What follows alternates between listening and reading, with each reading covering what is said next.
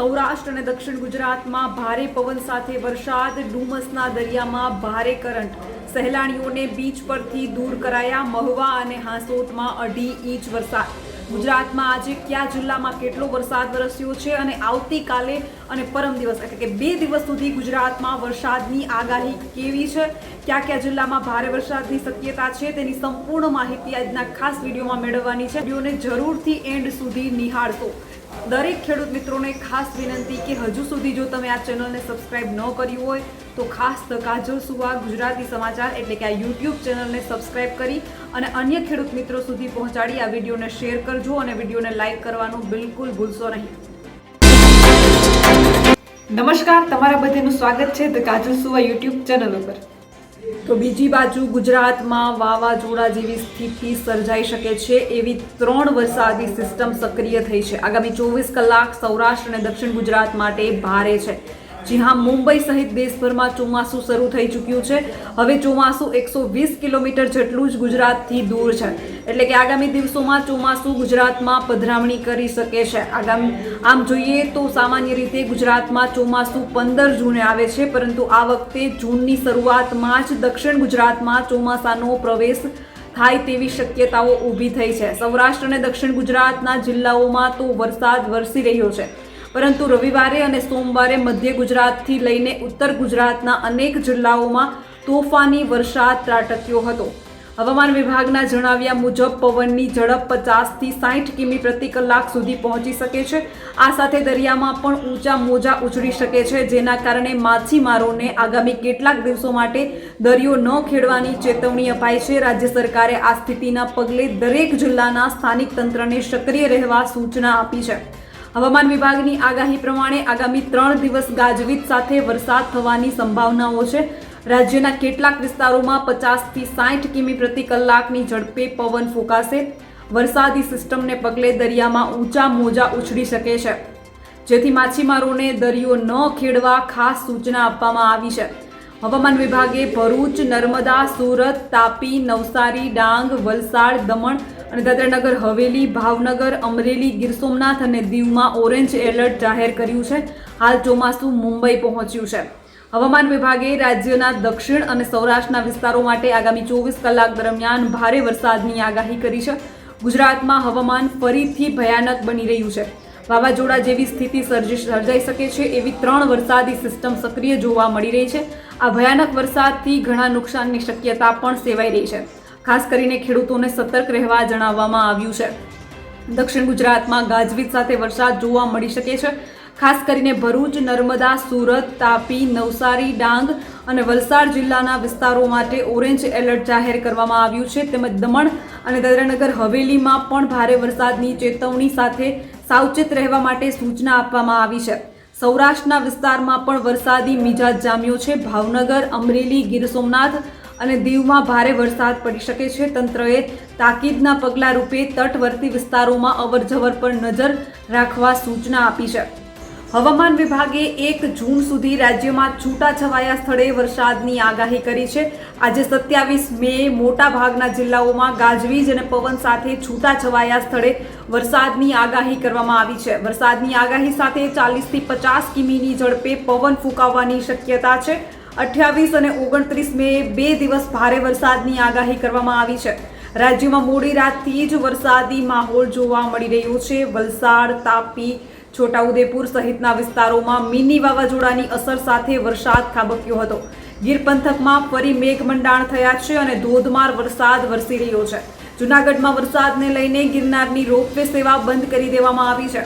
ગિરનારના અદ્ભુત દ્રશ્યો સામે આવ્યા છે. આજે અમાસ હોવાના કારણે સુરતના ડુમસ બીચ અને સોમનાથના દરિયામાં ભારે કરંટ જોવા મળ્યો હતો. ડુમસ બીચ પરથી સહેલાણીઓને દૂર કરાયા હતા, તો સોમનાથના દરિયામાં લોકો બેરોકોટ જોખમી રીતે સ્નાન કરતા જોવા મળ્યા હતા. આજે સવારે 6 થી બપોરે 2 વાગ્યા સુધીમાં 35 તાલુકામાં વરસાદ નોંધાયો છે, જેમાં સૌથી વધુ ભાવનગરના મહુવામાં 60 મીમી વરસાદ વરસ્યો છે. હવે વાત કરીએ તમામ તાલુકાની, કયા તાલુકામાં કેટલા મીમી વરસાદ થયો છે તેની.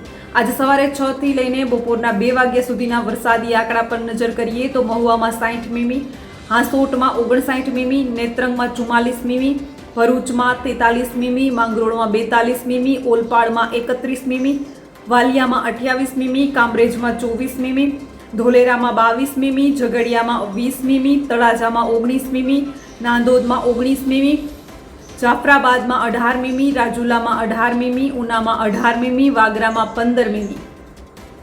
સોમવારે રાત્રે ભરૂચના તવરામાં પવન સાથે વરસેલા વરસાદે તબાહી મચાવી હતી. ભરૂચ તાલુકાના તવરા ગામે ગત મોડી રાતે 2-3 વાગ્યાના આસપાસ ભારે પવન સાથે વરસાદ વરસતા ગામ લોકોના જીવ તાળવે ચોંટ્યા હતા. મધ્યરાત્રિએ પવન સાથે આવેલા વરસાદે ગામના અનેક મકાનોના પતરા ઉડાડ્યા હતા તથા વીજપોલ સહિત ઘટાદાર વૃક્ષો પણ ધરાશયી થયા હતા. સોમનાથના દરિયામાં પ્રતિબંધ હોવા છતાં લોકોનું જોખમી રીતે સ્નાન જોવા મળ્યું. સોમનાથ સમુદ્ર કિનારે આજે ચિંતાજનક સ્થિતિ સર્જાઈ છે. જિલ્લા મેજિસ્ટ્રેટ સમુદ્ર સ્નાન પર પ્રતિબંધ મૂક્યો હોવા છતાં પ્રવાસીઓ નિયમોનું ઉલ્લંઘન કરી રહ્યા છે. વર્તમાન વરસાદી વાતાવરણમાં સમુદ્રમાં ભારે કરંટ અને મહાકાય મોજાઓને કારણે પરિસ્થિતિ વધુ જોખમી બની છે. સ્થાનિક વહીવટી તંત્રએ સલામતીના ભાગરૂપે સમુદ્ર સ્નાન પર પ્રતિબંધ મૂકતું જાહેરનામું બહાર પાડ્યું છે. સ્થળ પર પોલીસ બંદોબસ્ત ગોઠવવામાં આવ્યો હોવા છતાં તેમની હાજરી જોવા મળતી નથી.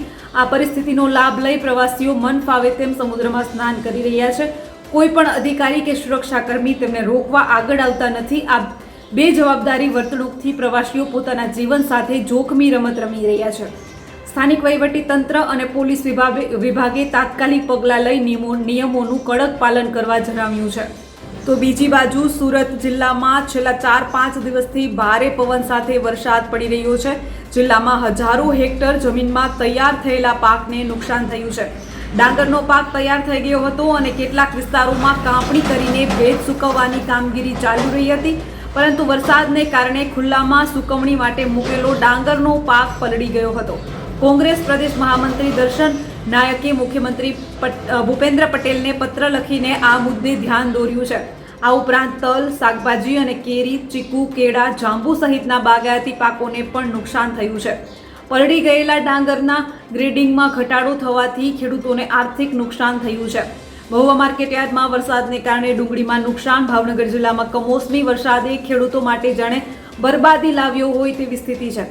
સૌરાષ્ટ્રમાં સૌથી મોટા મહુવા માર્કેટયાર્ડમાં ફરી એક વખત ખેડૂતોની સફેદ અને લાલ ડુંગળી મોટા પ્રમાણમાં પલળી ગઈ છે. 2 દિવસ પહેલા જ મહુવા માર્કેટયાર્ડના સત્તાધીશો દ્વારા ડુંગળીની આવક શરૂ કરવામાં આવી હતી, પરંતુ માર્કેટયાર્ડના ખુલ્લા ગ્રાઉન્ડમાં ઉતારો આપવામાં આવતા ખેડૂતોને ખૂબ મોટું નુકસાન સહન કરવાનો વારો આવ્યો છે.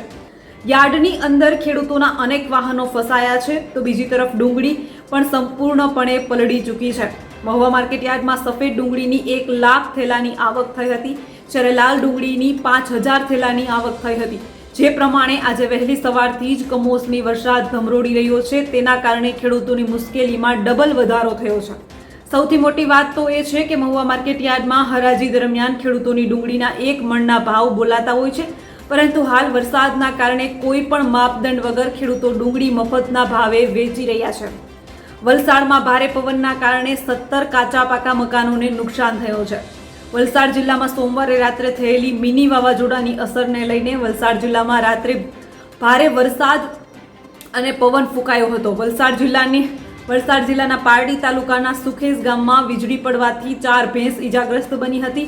વલસાડ તાલુકાના 9, ધરમપુર તાલુકાના 2, પારડી તાલુકાના 4 અને ઉમરગામમાં 2 મળી વલસાડ જિલ્લામાં કુલ 17 પાકા મકાનોના અંશતઃ નુકસાની, જ્યારે 1 કાચા મકાનમાં અંશતઃ નુકસાની જોવા મળી છે. વલસાડ ડિઝાસ્ટર મામલતદાર જણાવ્યા અનુસાર નુકસાની પામેલા તમામ વિસ્તારોમાં સર્વેની કામગીરી હાથ ધરવામાં આવી છે.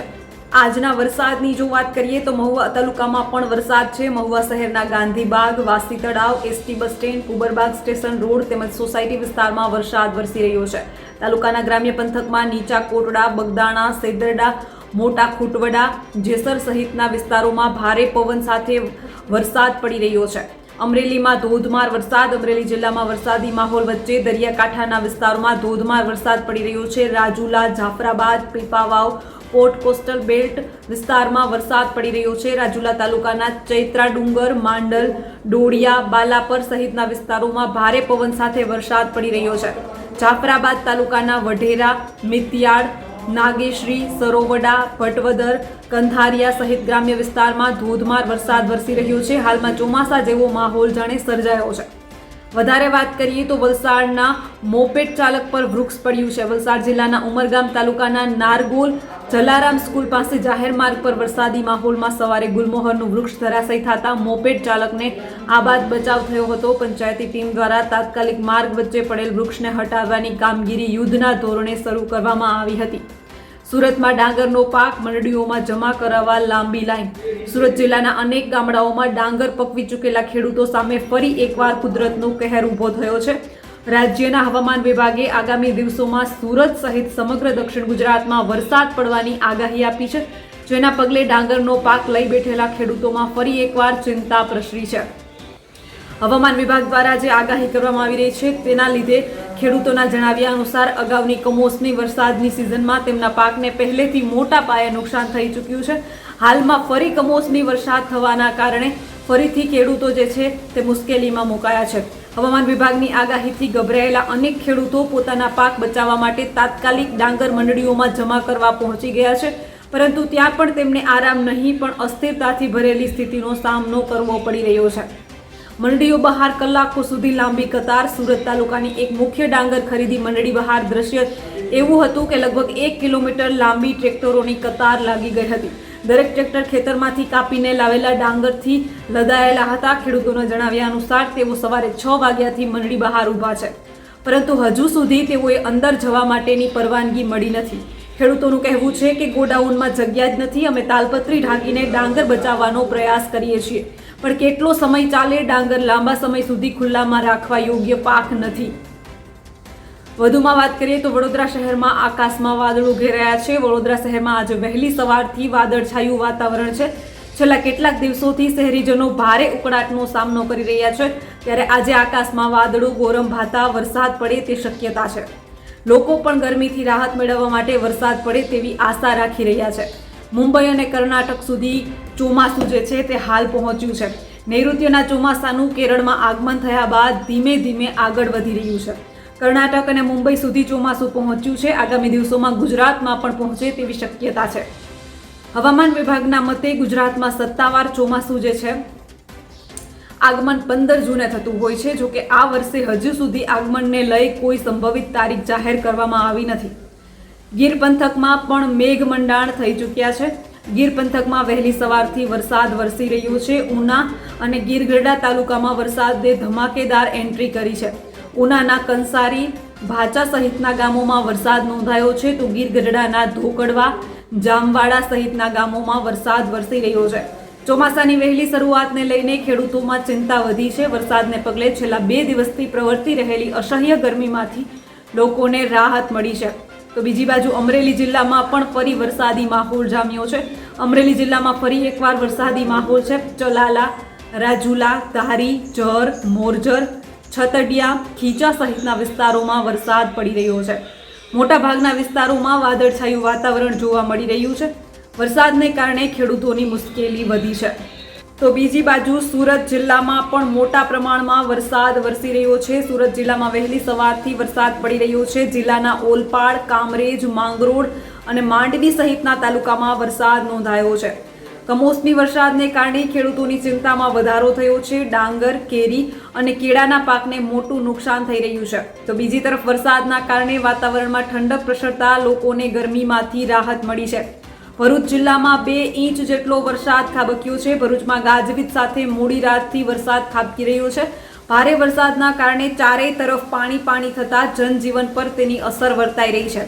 વરસાદને પગલે નોકરી ધંધાએ જતા લોકોને મુશ્કેલીનો સામનો કરવો પડી રહ્યો છે. ભરૂચમાં સવારે 6 થી 8 કલાકમાં નોંધેલા વરસાદની વાત કરીએ તો હાસોટમાં 2 ઇંચ, નેત્રંગમાં 1.5 ઇંચ, વાલિયામાં 1 ઇંચ, ઝઘડિયામાં 20 મીમી, ભરૂચમાં 16 મીમી, વાગરામાં 15 મીમી, અંકલેશ્વરમાં 0.5 મીમી વરસાદ નોંધાયો છે. અંકલેશ્વરમાં મોડી રાતથી વરસાદી માહોલ છે. અંકલેશ્વરમાં મોડી રાતથી શરૂ થયેલા વરસાદ વહેલી સવાર સુધી નોંધાયો હતો. ભારે પવનના કારણે મિની વાવાઝોડા જેવી સ્થિતિ સર્જાઈ હતી. ભરૂચ જિલ્લામાં અંકલેશ્વર અને હાસોટમાં 1 ઇંચ વરસાદ નોંધાયો છે. વરસાદ પડતા લોકોને આકરી ગરમીમાંથી રાહત મળી છે. તો બીજી બાજુ છોટાઉદેપુરના પાવીજેતપુરમાં સવાર સુધીમાં 1 ઇંચ વરસાદ. છોટાઉદેપુરના પાવીજેતપુરમાં રાતના 2 થી સવારના 6 વાગ્યા સુધીમાં 1 ઇંચ વરસાદ નોંધાયો છે. જ્યારે નસવાડીમાં 1.25 ઇંચ વરસાદ ખાબક્યો છે. જિલ્લાના અન્ય તાલુકામાં પણ અડધા ઇંચ જેટલો વરસાદ નોંધાયો છે. જિલ્લામાં પડેલા વરસાદના આંકડા પર નજર કરીએ તો પાવી જેતપુરમાં 26 મીમી, છોટાઉદેપુરમાં 9 મીમી, ક્વાંટમાં 11 મીમી, નવસારીમાં નસવાડીમાં 31 મીમી, સંખેડામાં 17 મીમી, બોડેલીમાં 10 મીમી. નવસારી જિલ્લામાં 1.5 ઇંચથી વધુ વરસાદ નોંધાયો છે. નવસારી જિલ્લામાં મોડી રાત્રે ધોધમાર વરસાદ પડ્યો હતો. ચીખલી અને વાસંદામાં સૌથી વધુ વરસાદ નોંધાયો છે. કમોસમી વરસાદને કારણે ખાસ કરીને ખેતીમાં નુકસાનની ઘટવાનો સામનો કરી રહ્યા છે. ડાંગરના ખેતરોમાં પાણી ભરાઈ જતા વાવણી પૂર્વ તૈયારી ખોરવાઈ છે, જ્યારે કેરી ખરી જતા ખેડૂતોને નુકસાની વેઠવાનો વારો આવ્યો છે. હવામાન વિભાગના અહેવાલ મુજબ આજે સવારે 6 વાગ્યા સુધીમાં વિવિધ તાલુકામાં થયેલા વરસાદના આંકડાની વાત કરીએ તો ચીખલીમાં 46 મીમી, 1.91 ઇંચ, વાસંદામાં 38 મીમી એટલે કે 1.58 ઇંચ, ખેરગામમાં 32 મીમી એટલે કે 1.33 ઇંચ, ગણદેવીમાં 25 મીમી એટલે કે 1 ઇંચ, નવસારીમાં 20 મીમી એટલે કે 0.83 ઇંચ, જલાલપુરમાં 5 મીમી. તો બસ આજના વિડીયોમાં એટલું જ. જલ્દી જ મળીશું એક નવા વિડીયોની સાથે. ત્યાં સુધી જોતા રહો ધ કાજલ સુવા યુટ્યુબ ચેનલ. નમસ્કાર.